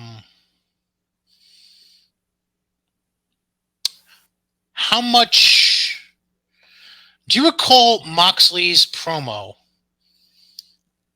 when the tournament field was announced? I just remember him, like, it was something about how he was pissed off and how he had to get meaner and all this shit in order to fucking get hungry again to get back in the title picture or some shit like that, because he's got his baby girl at home. That's like the gist. You're kind of mixed. You're mixing two promos together, but yes. Oh, what? That was two different promos? Yes. So you were mixing two different promos together. You were the one I'm referring to. You were touching on at the very end of what you were saying. Okay. Basically, the promo he said before his quarterfinal match against, I think that was Alan Angels from Dark Order, if I remember correctly. I think that was his quarterfinal match. Yeah. Yeah. Where it lasted like 2 minutes and he ripped his mask open. Yeah. Right. So the promo he did that was leading up to that match, John, it was a different version of Mox. It wasn't wild. It wasn't out of control. It wasn't hair on fire kind of Mox. It was a very calm and subdued Mox where John was, he was basically saying he wasn't sure if he really needed this anymore. Yeah. And he was home and he was holding his daughter, and he's mentioned how he held out his pinky and she grabbed on and was holding on for all her life. And in the moment, because I watched that promo live on Dynamite that night, and I didn't think much of it other than that's a cool angle to actually kind of come from. Now looking back, with this coming out, it's like, wow, that was almost makes you think it was kind of a cry for help in a way. Yeah. And then you compound that with, by the way, them moving from Vegas to now back to Cincinnati over the weekend. It kind of just puts all the pieces of the puzzle together, one would assume. And I don't know, like,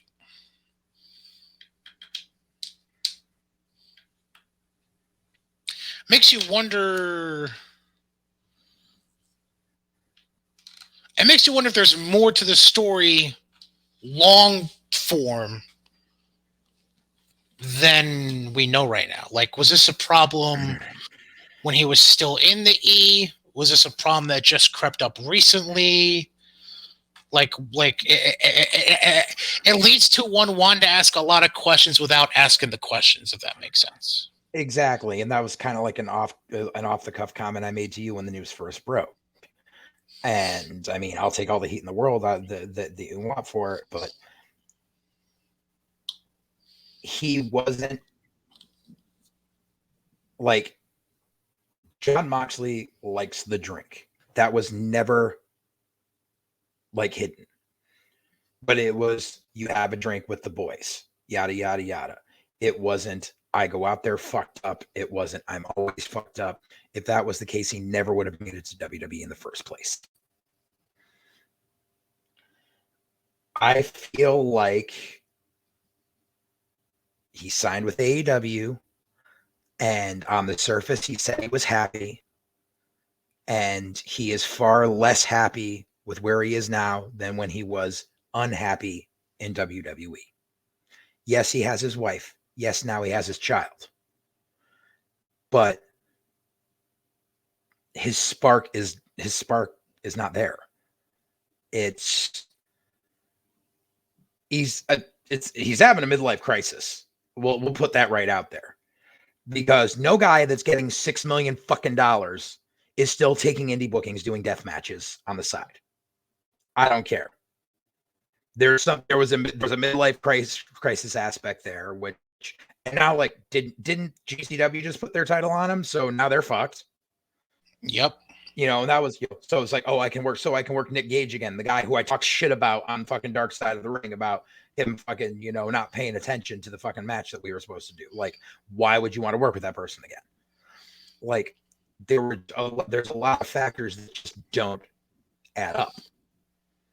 And I don't see someone who claims to have been happy with their current fucking employer to fall into this fucking spiral, especially when there's all the talk of it's a different locker room now than it used to be. Like, it used to be all the guys in the locker room are doing pills and getting drunk, and now all the guys are just playing video games. But then you got Mox, who is drinking so much that he has to go into rehab, which that doesn't come from I'm partying with the boys. That doesn't come from I'm doing it because I'm having a blast. That comes from a low point in your life where you are self-medicating with something that's not going to fucking work. And I don't know. I think, how do I put this? I don't think he's as happy now as he was when he was unhappy in WWE, as he claims. His book coming out, how they've been showing the excerpts, what I see there is I feel like it was a ghostwriter just jotting down shit Mox spouted off while he was drunk. That's what I see. And they turned it into a book because it's Jon Moxley. He has to be incendiary. He has to talk shit about everyone in order for anyone to read this book. Because this is their first foray, whereas every WWE fucking biography is a New York Times #1 bestseller. And this book is going to sell 25,000 copies if he's lucky.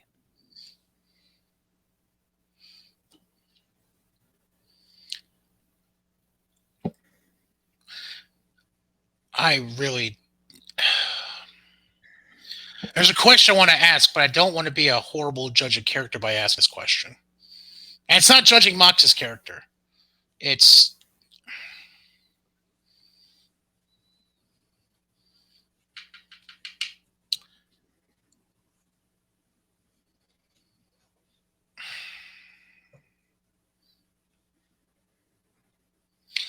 I don't know this person well enough to cast the aspersions I'm thinking about casting on them, but I'm going to put the question out there anyways.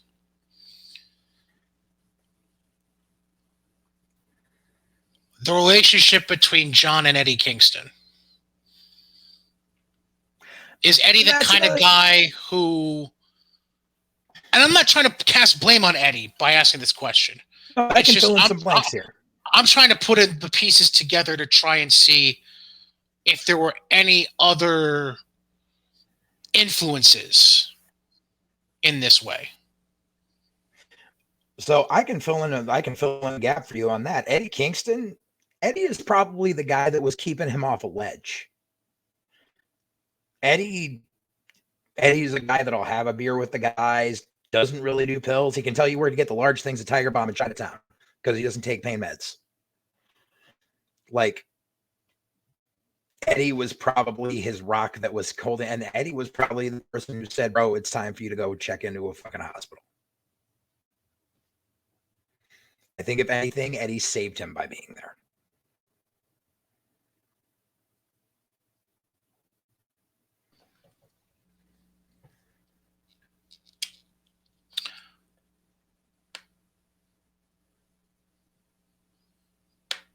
Given the timing of things and the, for lack of a better phrase, the forward momentum that AEW claims to be having,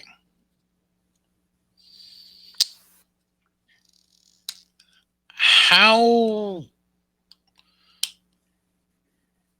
much does this complicate the look of things with them, if at all? Oh, immensely. It complicates it immensely because, number one, whether he got permission or not, you know that you've got a company owner who is such a mark for himself that the moment he gets permission is all over social media saying, boom, this guy's in rehab. Pay attention to me. Like, no. Like, if he was in rehab, like, even if they said you have our blessing, still, you keep that shit quiet. You don't see fucking Michael Cole sitting there on Smackdown going, this person's not on TV because they just had to check in for a drug problem. You never see that. Of course, WWE is a publicly traded company and they have an image to uphold. AEW is not a publicly traded company and they are grasping on that 18 to 49 demographic. So anything that is a news fucking headline, they're going to throw out there. And that's a fucking problem. Because they just basically put out, guess what? One of our top earners, one of the first big names that we brought in, the guy that we put our fucking title on, the guy who was supposed to be the shot fired across the bow, guy that was supposed to be the Lex Luger to WCW fucking Nitro, is now in fucking rehab because he's been drinking like a fucking fish for God knows how long he's been with this company. That is not a good look.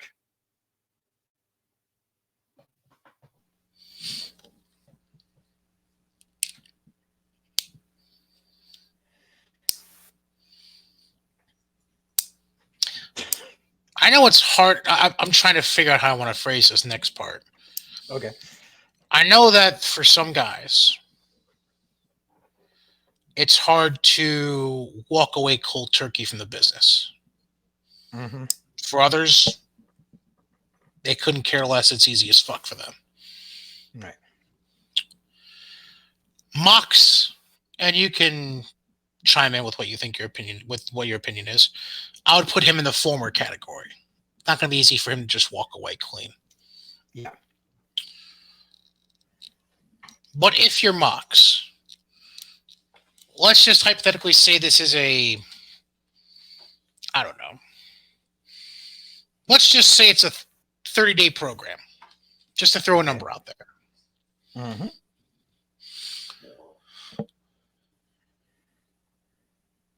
If you're in his shoes and you're thinking about the two women you have sitting at home waiting for you to come out,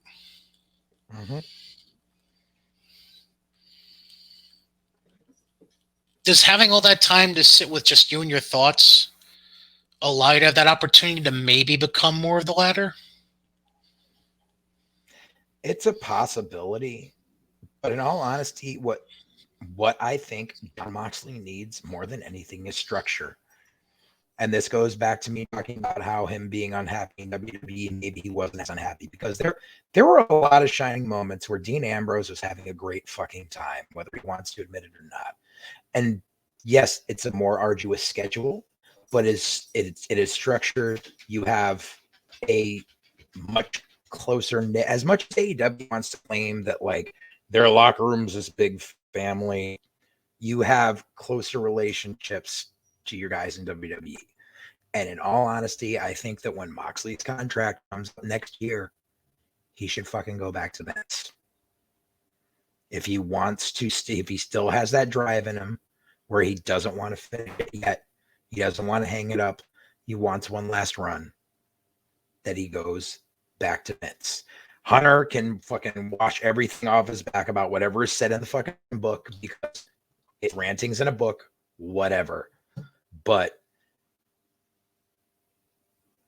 Vince took a chance on him before, and he was part of one of the biggest money-making fucking angles and fucking stables of this generation. And if that more tenuous schedule keeps him off the drink, then that's the best solution for him.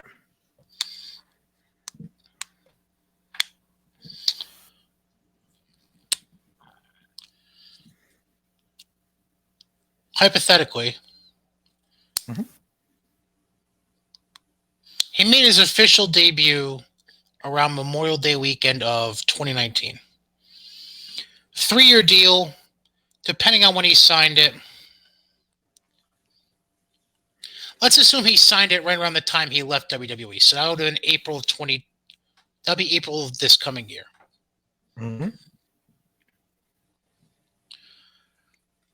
Let me put out a hypothetical.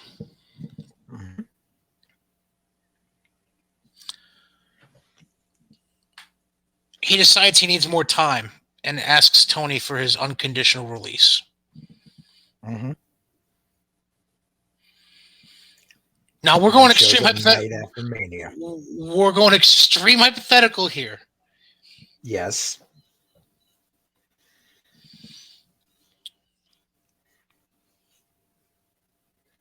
Let's also continue this extreme hypothetical because this is where I would put him personally.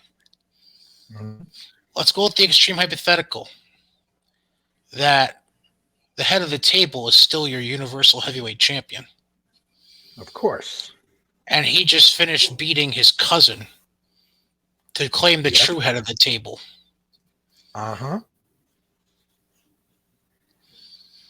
It's not the worst thing in the world to come back to.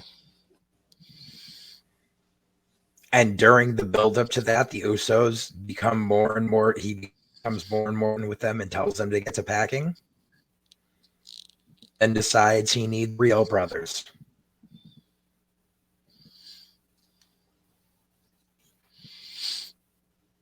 You're welcome, creative. We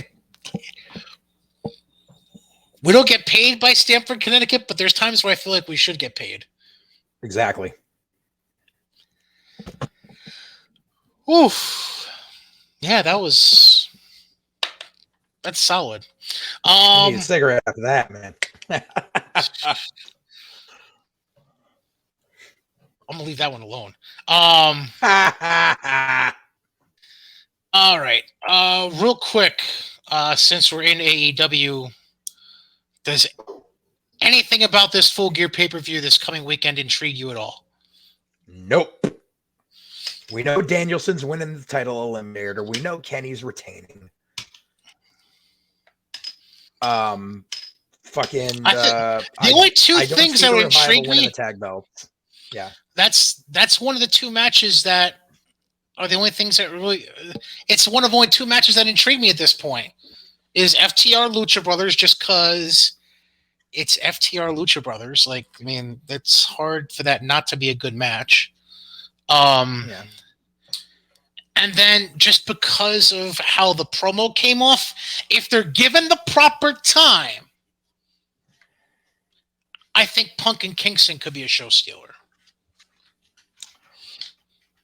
Again, if given the proper time to structure the match. Like if you go out, not to say that there's a lot of common sense backstage in AEW, but whoever is being an agent for these matches, if they're smart, they go to every other wrestler on that card that night and say, do not hot start your match. Let Punk and Kingston hot start. And just hockey fight from the get-go, yeah. Right. If you just let them be your brawl on the card, like, I mean, hypothetically, that's probably how Hangman and Kenny would want to start. And you already have a street fight on that card, but it's a 10-man street fight. It's going to be a clusterfuck anyways. But if you let Punk and Eddie go out there and have a well-constructed, methodical barroom brawl kind of match, and you make sure everybody else knows that's what they're doing and that they can't do anything like that to hot start their match, I think that could be a show stealer potentially. That's the only, other than the tag title match, that's the only other thing I'd be remotely interested in. This is the thing I'll say about it, though. And it goes along with something I sent you earlier, because they announced Bryan Danielson versus Rocky Romero for this week's fucking Dynamite. And I said 2000 ROH wants its fucking popcorn match back. I know. Punk versus Kingston, 2005 Jersey All-Pro wants its popcorn match back. I've seen this match. You've seen that. Run out of ideas already. I know I've seen it and not the general public, but you need to remember he's catering to the niche internet market. I get that. And your finals of your fucking title eliminator is a WWE match. Whether Moxley was in it or not, you're placing with Miro. You got fucking Daniel Bryan versus fucking Rusev. That's a SmackDown fucking mid show match. By the way, I'm going to give you an alarming statistic before we wrap things up here. So, I don't know the exact number. Oh, is this like 100 employees have been released over the last year? No. Okay. No. If I remember the number correctly, at least the approximate number, between Raw and SmackDown, which produces 5 hours of television. Sorry, I was going the wrong way with my hand because I'm an idiot. So Raw and SmackDown produces 5 hours of television. The rough number I can think of off the top of my head, they employ roughly 60, 70 wrestlers. Like 70 to 80, yeah. Okay. AEW has 3 hours of TV programming a week. Mm-hmm. And we're not going to count the YouTube shows. But they have 3 hours of TV programming a week. Would you like to take a guesstimate the number of wrestlers under contract in AEW right now? It's got to be like at least 60. You're not even fucking close. Higher? 117. Jesus fuck. Oh. That's terrible. It's fucking terrible. Now, I can't take credit. It's one of the few good bits of information I've gotten out of TikTok since putting that back on my phone the last few weeks. But I saw that video from literally one of the only dudes I even bother looking at for wrestling stuff. And I was like, holy fuck. And I did the counting. He's right. 117 for 3 hours of television a week. Jesus. And however much, usually it's 2-3 hours tops they put on YouTube each week? Yeah. Maybe 4. And those are mostly squash matches featuring local guys. And if you want to stretch it out, by the way, add NXT. That's 2 more hours. So that's 7 hours of TV programming. And NXT, not including PC people, just people that appear on TV. That's probably another 20 to 30, maybe. So you're still not even breaking 100 rosters on the roster. Right. God damn. Must be nice to have daddy's money. Not for long. I'm telling you, this move to TBS is going to kill him. It also depends on if they want to keep this Jacksonville football team. Fucking God. Although they just beat the Bills, so what the fuck do I know? That motherfucker wore AEW cleats. Like, give me a fucking break. Oh yeah, Stephon Diggs from the Buffalo Bills. That was I gotta laugh at that. I'm like, you're wearing cleats for a wrestling company owned by the owner, the son of the owner of your opponent. What the fuck are you doing? I got nothing. I know, Stefan. I love you because you're on my wife's favorite team, but fuck off, man. God. Anyways, yeah. Anything else? I think I'm good. We covered a lot today.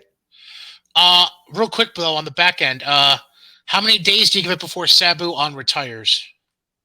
I think this time it's legit. Thank God. He's like, if you notice, he hasn't been hitting the gym lately. Not only that, he's got to be what? He's got to be pushing what, 60? Almost. Yeah, 50, I mean, look at how long his 56. uncle did it. Look at how long his uncle did it. But the thing is, like, because like when they showed him on Dark Side of the Ring for FMW, like they had him pose and shit. Like he hasn't been hitting the gym. Like he's, and when his valet died, that really took a lot out of him. Yeah. Because she was a really good friend on the road, and True. I think she was helping keep him clean and sober too. And like without that there, like you just that doesn't don't help. want to deal with the shit. Stay home with the wife. By the way, Sabu will be 57 in December. Yeah. He did say he would come out of retirement for one match. That'll probably never happen. Oh God. He said he'll come out of retirement if he gets to work Brock.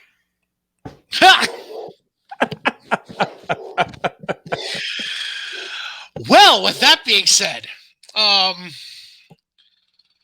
okay, man, whatever you say. All right. Well, that being said, wow,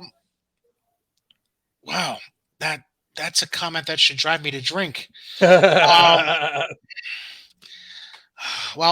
here's the thing: instead of being driven to drink, you should be driven to trade in that used vehicle over at Mohawk Honda. So yeah, I mean, you take a look at the current supply and demand challenges in the auto industry, man. This is a great time for you to get topped out on your vehicle, especially if you go to our friends over at Mohawk Honda in Scotia, Glenville, where you can take advantage of their Kelly Blue Book instant cash offer, where you ain't gotta wait a single solitary minute. They're going to put cash in hand same day you come in to trade in your vehicle.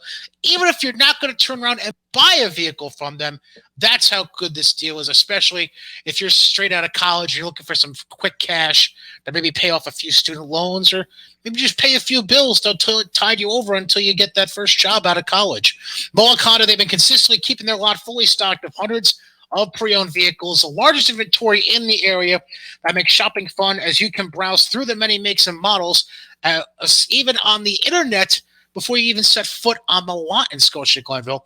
So make sure you stop in, say hi to Greg Johnson, the assistant GM, Jake Hot Sauce Doyle, Luis, the VIP man Morales, or any of the many great, helpful sales consultants over at Mohawk Honda. Their vast selection of Honda certified pre-owned vehicles is there for you to take advantage of, especially now during the Kelly Blue Book instant cash offer. Mohawk Honda, Scotia, Glenville, where they always go out of their way to please you. We thank them and Johnstone Supply in Troy for sponsoring the show. For JJ Alexander, I'm Brian Cady, who always catches on Twitter at Brian Cady. For me, at JJ_Alexander for him. And if you have any complaints, you know where to go. Brian.Cady at GodzillaMedia.com, because we know JJ doesn't want to. JJ doesn't want to flood his email inbox, so flood mine, fuckers. That being said, that's been episode 24, White Heat. We'll catch you at episode 25. Isn't that like the silver anniversary? Yes, right? 25? Don't buy me any silver jewelry. It ruins my fingers. Anyways, we'll get you next time, fuckers. See ya. Later.